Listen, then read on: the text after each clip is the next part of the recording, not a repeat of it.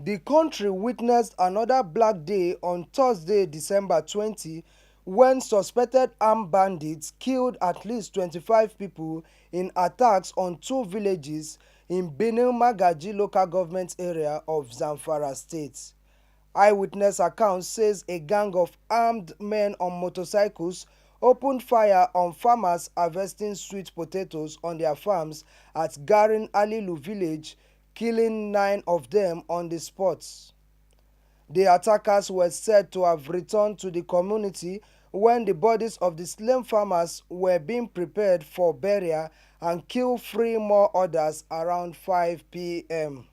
The attack comes at a time Amnesty International released a dossier of deaths across the country this year, blaming the federal government on the spate of killings across the country.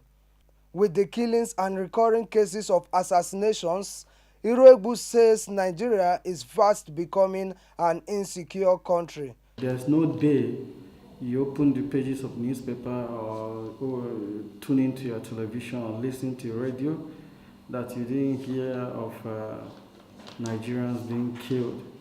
It's as if life has become cheap, meaningless in Nigeria, and it's not supposed to be so. The sanctity of life is no longer valid.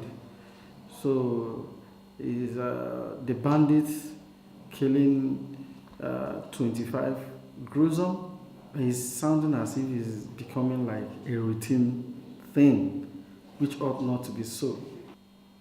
Meaning that there had to be a transition. We are in a transition phase, but we need to speed it up, and we need to admit that we are not faring well. So, and they stop politicization of our military.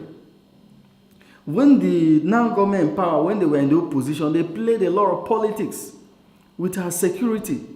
And now they're in charge, they found out that it's not a tea party. So what happened now? There need to be overhaul. And our policing system, the issue of having a large central command, when a lot of things are happening so fast that you from top there may not see it. So this state of community policing need to be in place. They need to decentralize our security architecture, so that people down from the community to the state, they need to own their security.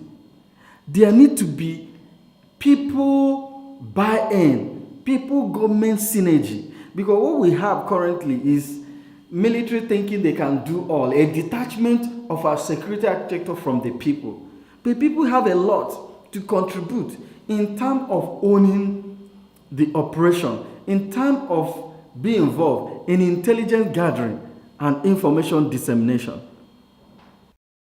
Commenting on the gruesome killing of former Chief of Defense Staff, Air Chief Marshal Alex Badeh, Iroegbu said his death has exposed the vulnerability of the common Nigerians.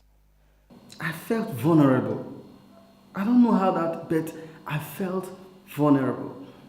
Because when you look at the caliber of the person we are talking about, you might disagree with the way he handled some things. You might even say he's facing corruption charges or whatever. But that doesn't dent the import of who he was.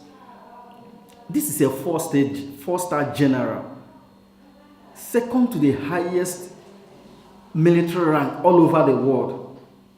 The other one, 5-star general, is only commander-in-chief of the armed forces that can answer that.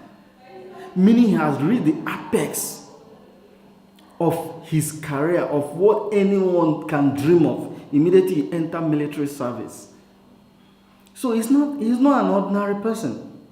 A 4-star general, a former chief of defense staff, the highest military position in the country, a former chief of air staff, the highest military position for any Air Force officer. So, and the way he was killed, the image of the picture of his death, of his lifeless body, send a sense of vulnerability for the rest of Nigeria.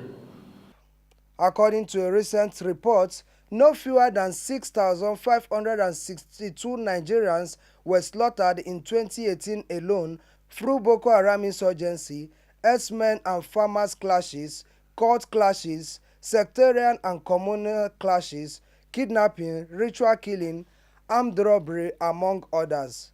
So, has Nigeria suddenly become a killing field? Umahi Jeremiah reporting for Clearview Television.